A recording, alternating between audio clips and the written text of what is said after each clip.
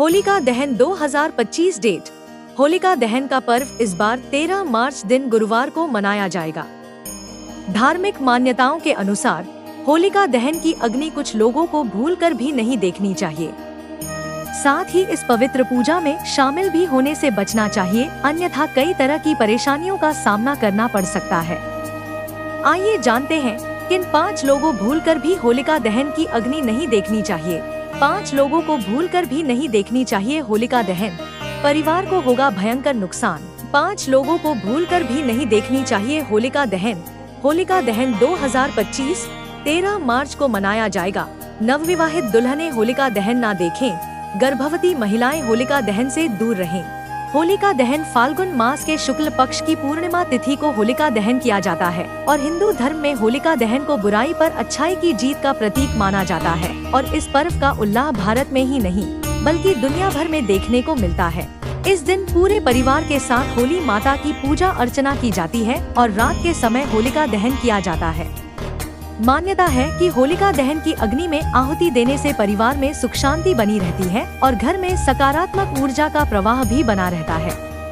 लेकिन होलिका दहन को लेकर कुछ धार्मिक मान्यताएं भी हैं, जिनको होलिका दहन की अग्नि नहीं देखनी चाहिए और पूजा में शामिल भी नहीं होना चाहिए। ऐसा करने से परिवार में सुख शांति पर ग्रहण लग जाता है और कई तरह की परेशानियों का सामना करना पड़ सकता है। आइए जानते हैं किन लोगों को भूलकर भी होलिका दहन की अग्नि नहीं देखनी चाहिए। नवविवाहित दुल्हन ना देखें होलिका दहन। धार्मिक मान्यताओं के अनुसार जिन लोगों की नई शादी हुई है और उनकी ससुराल में पहली होली है, तो उन नवविवाहित दुल्हन को ससुराल की पहली होली नहीं देखनी चाहिए और न ही पूजा में शामिल होना चाहिए। इसलिए बहुत से परिवार वाले होली से पहले नवविवाहित दुल्हन को मायके भेज देते हैं। ससुराल की पहली होली की पूजा में शामिल होना और होलिका दहन की अग्नि देखना अशुभ माना जाता है।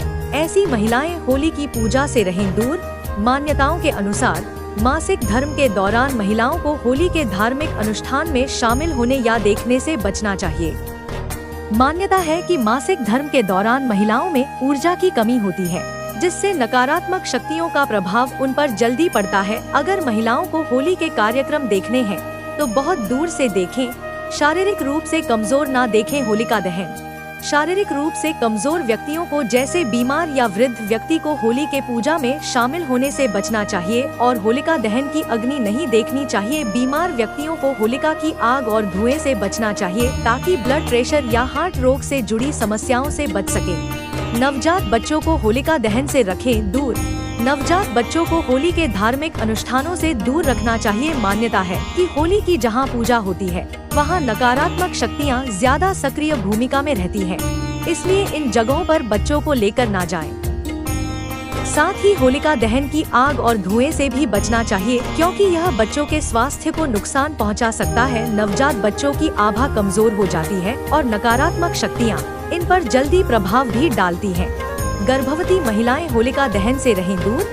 गर्भवती महिलाओं को भी होलिका दहन की अग्नि नहीं देखनी चाहिए। ऐसा करने से गर्भ में पल रहे बच्चे पर नकारात्मक प्रभाव पड़ता है और स्वास्थ्य संबंधी समस्याएं भी हो सकती हैं।